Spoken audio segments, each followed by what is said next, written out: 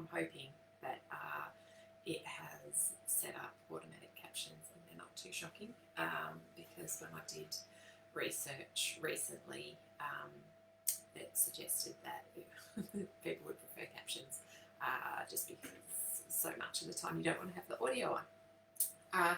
So this week I read this column, which I think it was actually on Science of Running, and it was all about how the more control you have over a workout session, then the better the performance will be. So how they tested that is like a classic sort of VO2 max test is they put you on the treadmill, you start running at an easy pace, and they increase the pace at set intervals, which you have no control over. They just speed it up.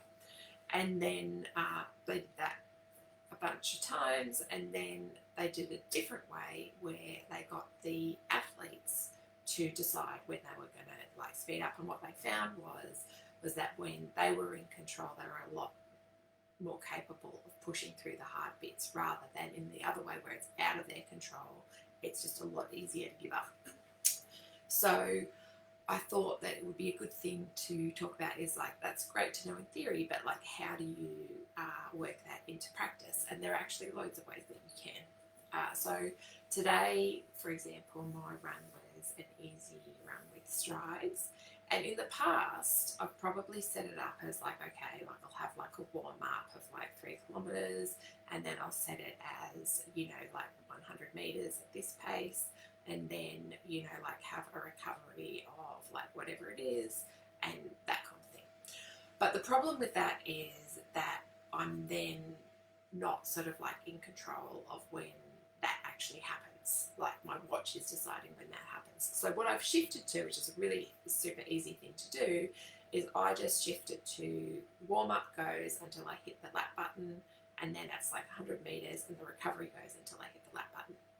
And that way, it makes it a whole lot easier for me to decide when I want to have that fast, hard stride, because, you know, like I don't exactly want to be doing it at the bottom of a hill, but also it allows me to decide, okay, I'm fully recovered now, and now is a good time to go. And so that's like a really simple way of you controlling the workout. Another way to do it as well is with a fartlek type session, where it's sort of like it's effort based instead of pace based. So then you're 100% controlling, like, this is the effort that I want to put in, rather than being kind of like, oh, like I'm in this pace zone and I got to hit this pace zone, and, you know, that is what it is. And I mean, obviously it's harder to sort of like do this with sessions when you're running solo. Like if you're running in a group, it's super easy because you can just go, okay, like, going to take turns deciding, like when we run intervals, you just got to,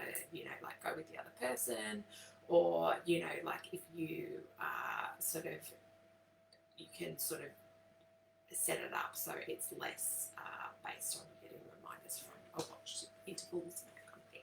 But there are ways to do it, and I think that often too, like even with sort of things that are more sort of like standard type stuff, like if you're doing a tempo run, even just setting it up as like going for like how you want it to feel rather than a set pace can also be like quite a good way to go, and just makes it a little bit more like you decide what you want to do on the day. So like usually, like with my, like I had this week I had 2 kilometers effort, 1 kilometer easy, and that's another like great example of that. Is like I can then decide, do I want this to be a really hard 2 kilometers, or do I want this to be like, you know, sort of like hard effort but feel good 2 kilometers, you know, like being able to pick like how you want to feel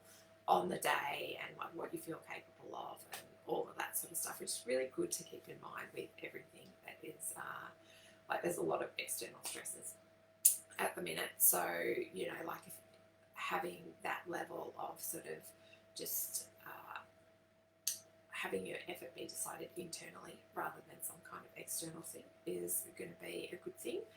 And so that's something that you can think about. I'm about to got an interview with Jen, which is actually it's 3 hours, so I'm gonna sort of try to cut that up into a couple of episodes, which is going to take me a little while to do. But if you have any questions at all, just pop them into the comments. And I'm hoping that by this afternoon I should have at least the first podcast of that. And this weekend I am talking to Ness after she did her virtual stage race of 250 kilometres. So if you have any questions for her, also just pop them in or message me or whatever, and I will get whatever questions you have in for her in there. And I will catch you soon.